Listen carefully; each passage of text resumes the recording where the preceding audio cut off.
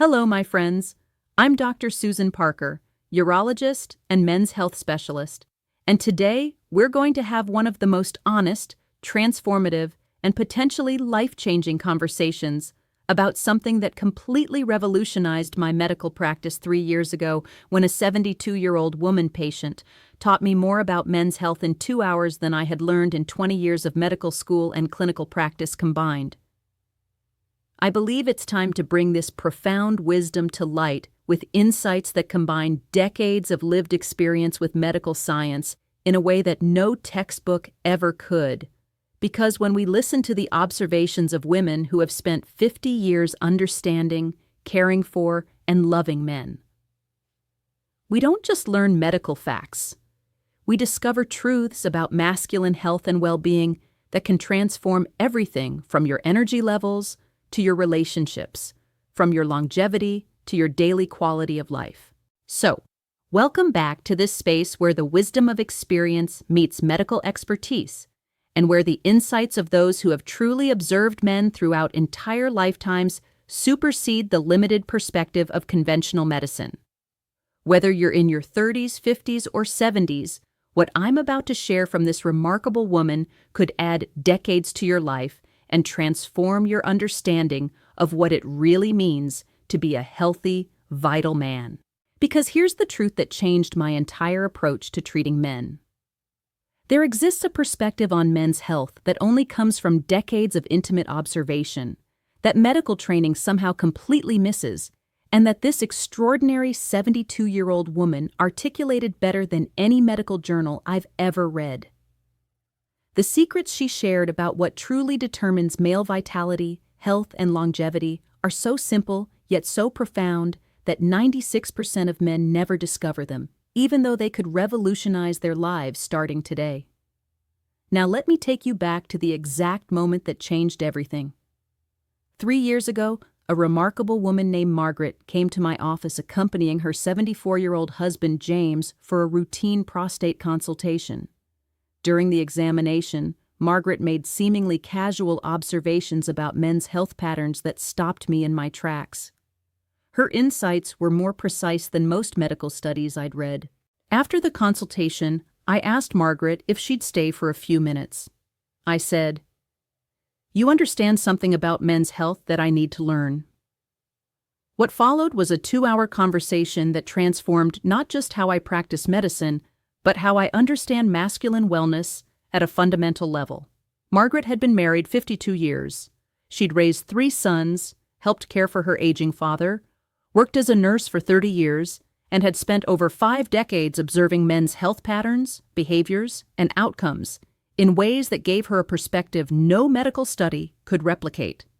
She had seen what worked, what didn't, what kept men vital and alive versus what slowly destroyed them. And she was remarkably articulate about patterns that conventional medicine completely overlooks. "Doctor," she said, "I've watched hundreds of men over my lifetime, and the healthiest, most vital ones all share certain behaviors that have nothing to do with genetics, money, or access to health care. And the saddest thing I've witnessed is watching men destroy their health with behaviors they think are normal, when simple changes could have saved them. What Margaret taught me that day, refined through 3 years of applying her insights to thousands of patients, forms the foundation of what I'm about to share with you today. These aren't just medical recommendations. They're life wisdom that can only come from someone who has truly seen the full arc of men's lives." The first life-changing insight Margaret shared was absolutely revolutionary. "Doctor, men think health is about what they do, exercise routines, supplements, treatments. But the truth is that men's health is much more about what they stop doing. The healthiest men I've known weren't the ones who did the most things for their health. They were the ones who eliminated specific destructive behaviors that most men consider normal." She explained that during 52 years of marriage and 30 years of nursing, she had observed that men who lived longest and healthiest had one thing in common. They had identified and eliminated the subtle daily behaviors that slowly poison male vitality. These weren't obvious things like smoking or excessive drinking. They were behaviors so normalized that men do them automatically without realizing the cumulative damage. The first behavior every man must eliminate, she told me, is chronic shallow breathing. Men breathe like they're constantly preparing for a fight, even when they're sitting watching television. This keeps their nervous system in permanent stress mode. She was absolutely right. Research confirms that men tend to breathe more shallowly and rapidly than women, especially under stress. This chronic shallow breathing reduces cellular oxygenation, elevates cortisol continuously, compromises cardiovascular function, and literally accelerates aging at the cellular level. Margaret told me how she had observed her husband's breathing patterns during his healthiest years versus during periods of stress and illness. When he breathed deeply and slowly, he had more energy, better mood, better sleep, and better function in all aspects, if you understand what I mean, she said with a knowing smile. The solution she taught me was elegant: the 4-7-8 breathing technique 3 times daily. Inhale for 4 seconds, hold for 7 seconds.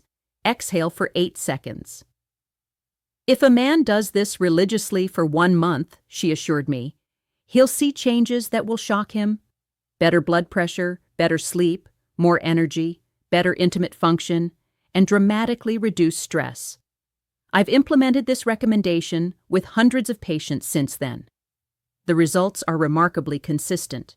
Improved blood pressure within 2 weeks, better sleep quality within 1 week, increased energy within 3 weeks, improved erectile function within 1 month, and significant stress reduction across all measurements. The second insight Margaret shared was even more specific.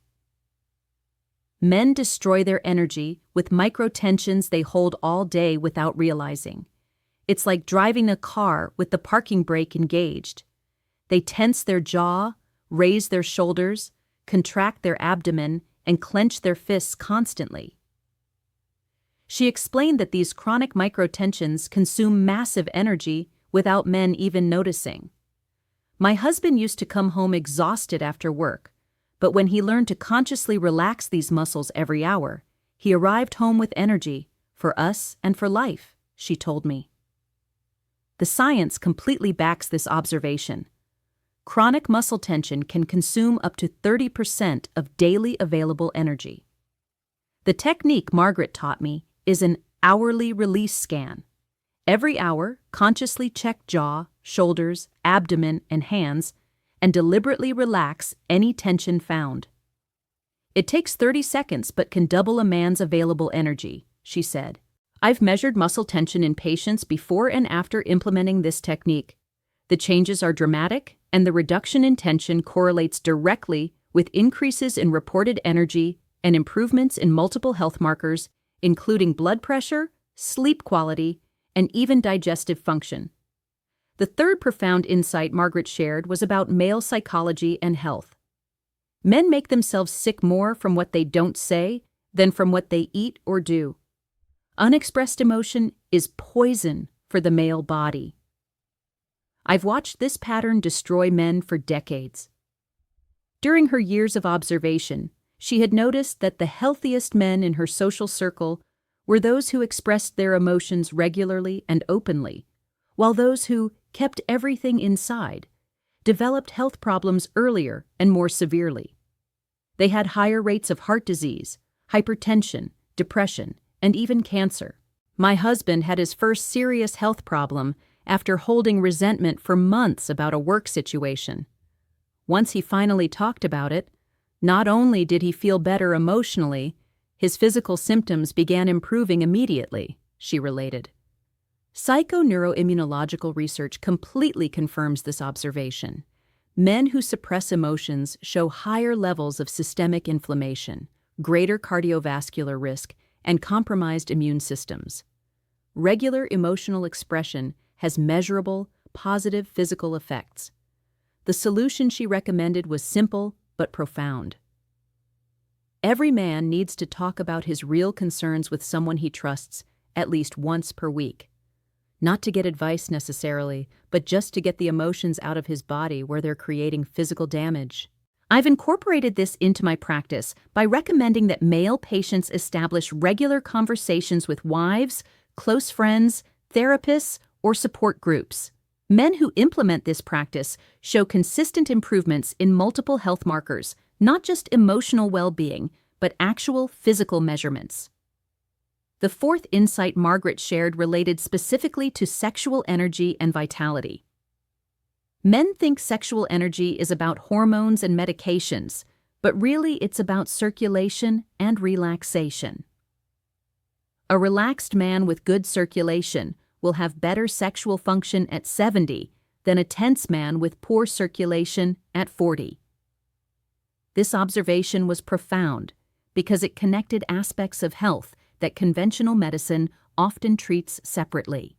She explained how her husband's sexual vitality correlated directly with his general level of relaxation and cardiovascular health, not primarily with his testosterone levels or any specific intervention. When he was stressed and tense, everything worked worse.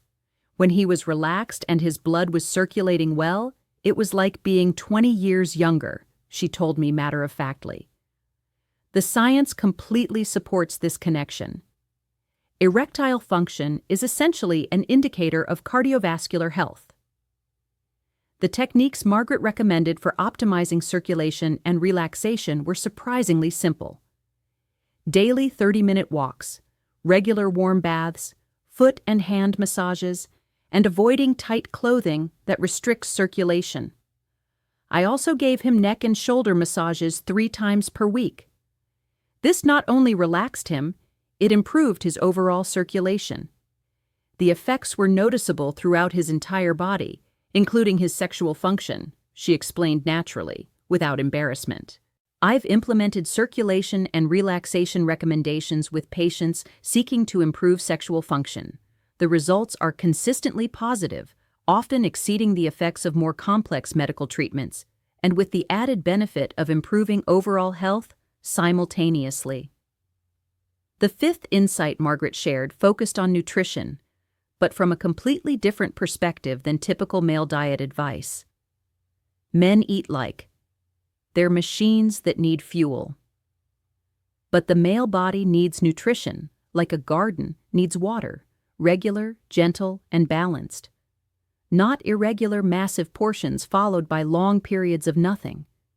She explained how men tend to eat large amounts irregularly, skip meals, then overcompensate later. This pattern creates constant metabolic stress that gradually deteriorates health through insulin spikes, inflammation, and disrupted hormonal rhythms. My husband used to eat very little during the day, then a huge dinner. He was always tired, and his digestion was terrible. When he started eating smaller amounts every 3 to 4 hours, his energy stabilized completely, she recounted. The specific technique she recommended was maintenance eating. Small balanced meals every 3 to 4 hours, never skipping breakfast, and finishing eating 3 hours before bedtime. It's like keeping a fire burning with small pieces of wood instead of trying to ignite it with huge logs sporadically, she explained using a perfect metaphor. Patients who implement this eating pattern report more stable energy levels throughout the day, better digestion, improved sleep quality, and natural weight loss without restrictive dieting. The metabolic benefits are measurable and significant. The sixth insight Margaret shared was about something no medical course had mentioned: the importance of non-sexual physical contact for men's health. Men need physical touch as much as women, but society teaches them they should only seek it in sexual contexts. This literally makes them sick, both emotionally and physically. She explained how men who received regular physical contact, hugs, massages, casual touch, had better mental and physical health than those who only experienced touch during sexual activity. This observation is supported by extensive research on oxytocin and human bonding. I gave him back massages, played with his hair while we watched television, hugged him for no specific reason. This not only made him happier, he slept better, got sick less often, and was more relaxed in general, she told me. Research on oxytocin and physical contact confirms these benefits. Regular physical touch reduces cortisol, improves immunity, boosts mood, and contributes significantly to overall well-being. Men who receive regular physical contact show superior health markers across multiple measurements. I recommend to male patients that they seek appropriate physical contact, professional massages, family hugs, affectionate contact with partners outside of sexual contexts. The results in general well-being are consistently positive and measurable. The seventh insight Margaret shared was a revelation about male sleep. Men sleep like sleep is a waste of time. But sleep is when the male body repairs and regenerates everything. A man who doesn't sleep well will never be truly healthy, no matter what else he does right. She explained specific patterns in how men sabotage their own sleep: going to bed too late, using electronic devices in bed, eating heavily before sleep, and not creating an environment conducive to rest. All of these are normalized behaviors that progressively destroy health. My husband used to watch television until he fell asleep on the couch, then go to bed already agitated. When we established a 1-hour wind-down routine before bedtime, his sleep improved dramatically, and with it, his energy and mood, she related. The specific routine she recommended included putting away all electronic devices 1 hour before sleep, taking a warm bath or shower, reading something relaxing, and keeping the bedroom cool and completely dark. These simple changes have profound effects on sleep quality. Patients who implement sleep hygiene routines report dramatic improvements not just in sleep quality, but in daytime energy, cognitive function, mood stability, and multiple aspects of physical health, including immune function and hormonal balance. The eighth insight Margaret shared focused on something she considered crucial for male longevity. Men need purpose and challenge, but they also need to know when to rest. The healthiest men I've known have learned the rhythm between effort and recovery. They work intensely during specific periods, then take real rest. Not rest where they're still thinking about work, but rest where their mind completely disconnects. This observation about cycles rather than constant effort was profound. She had observed that men who alternated between periods of intense focus and genuine rest lived longer, stayed healthier, and maintained vitality far better than those who tried to maintain constant high performance. The technique she recommended was conscious planning of effort and recovery cycles, periods of focused work followed by periods of genuine rest where the mind focuses on completely different activities. This isn't laziness. It's respecting biological rhythms that govern energy, creativity, and health. Men who implement these cycles show greater productivity during work periods and better recovery during rest periods, resulting in superior overall health and greater life satisfaction. The science of ultradian rhythms completely supports this approach. The ninth insight Margaret gave was surprisingly specific about prostate health. The male prostate is like a garden that needs regular irrigation. Men who maintain regular sexual activity, drink enough water, and avoid sitting for long periods rarely have serious prostate problems. This empirical observation coincides perfectly with medical research on prostate health. She explained that she had observed clear differences between men of her generation who maintained these habits versus those who didn't. My husband always got up every hour when working at a desk, drank water regularly, and we maintained regular intimacy. At 74 years old, his prostate is healthier than men 20 years younger, she told me with pride. The specific recommendations she gave were: stand and walk 5 minutes every hour during sedentary work, drink 8 glasses of water distributed throughout the day, maintain regular sexual activity, and do daily Kegel exercises. These simple habits have profound protective effects on prostate health. I've implemented these recommendations with patients who have prostate concerns. The results are consistently positive. Prevention through simple habits is significantly more effective than complex treatments after problems develop. The 10th and most profound insight Margaret shared was this: the healthiest men I've known in my 72 years all have something in common.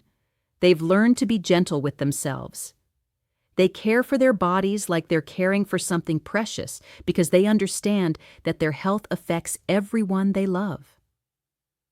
This observation touched something fundamental about motivation for self-care. She explained that men often neglect their health because they don't value themselves sufficiently, but respond dramatically when they understand how their health affects their loved ones. When my husband understood that caring for his health was an act of love toward me and our children, everything changed. He began to see himself as something valuable that deserved care, she related. This perspective has transformed my approach with male patients. Instead of focusing only on health problems, I help men connect their self-care with their capacity to care for and be present for the people they love. This reframing creates much more sustainable motivation for health behaviors. After that transformative conversation, I've implemented all of Margaret's insights into my medical practice. The results have been extraordinary. Men who follow these recommendations show improvements in multiple aspects of health that often exceed the effects of complex medical treatments. The most powerful aspect of these insights is their simplicity and accessibility. They don't require expensive equipment, special supplements, or dramatic lifestyle changes. They're subtle but profound adjustments that any man can implement starting today. Margaret's wisdom taught me that true men's health isn't about aggressive optimization or complicated interventions. It's about eliminating destructive habits, implementing regenerative practices, and cultivating a gentle but disciplined relationship with one's own body. If you implement these 10 insights consistently during the next 3 months, you'll experience changes that will transform not just your physical health, but your energy levels, your relationships, and your general quality of life. The wisdom of 72 years of careful observation can change your life if you're willing to listen and act. Start with 1 or 2 insights and add gradually. Consistency in simple practices is infinitely more powerful than perfectionism in complicated systems. Your health is a gift you give not just to yourself, but to everyone who loves you. Care for it like the irreplaceable treasure it truly is. And before we close, I want to mention something important for men who are implementing Margaret's wisdom, but want to ensure they have optimal vitality and energy to maintain these practices consistently and get maximum benefits. These insights work extraordinarily well, but can be significantly enhanced with specific nutritional support that optimizes energy, hormonal function, and the vitality necessary to implement this complete wellness protocol. That's why I recommend 2 natural support options that perfectly complement Margaret's 10 life-changing insights. For men who want gentle support for energy and vitality while implementing Margaret's wisdom, I recommend organic watermelon extract, rich in natural L-citrulline. It improves circulation, supports natural energy, and provides the baseline vitality necessary to maintain these practices consistently. But if you're looking for complete optimization, not just support for implementing these insights, but also maximum sexual energy, optimized hormonal function, and vitality that maximizes all the benefits, then I recommend the comprehensive male vitality formula. It combines Icarian from horny goatweed for circulation and energy that potentiates all intimate aspects of health, Tonkat Ali for natural testosterone support and the vitality to maintain consistency, Fenugreek for sustained energy and recovery that allows regular practice, Nettle root for hormonal balance and prostate health, and concentrated L-citrulline for optimal vascular function. Together, These ingredients create the perfect physiological foundation for Margaret's 10 insights to work at maximum effectiveness, ensuring you get all the health benefits in the shortest time possible. You'll find both options linked in the pinned comment and video description below. Implement Margaret's life-changing wisdom with intelligent nutritional support. Because extraordinary men's health comes from combining the wisdom of experience with the optimization of your physiology. Educational content. For persistent symptoms, consult a professional.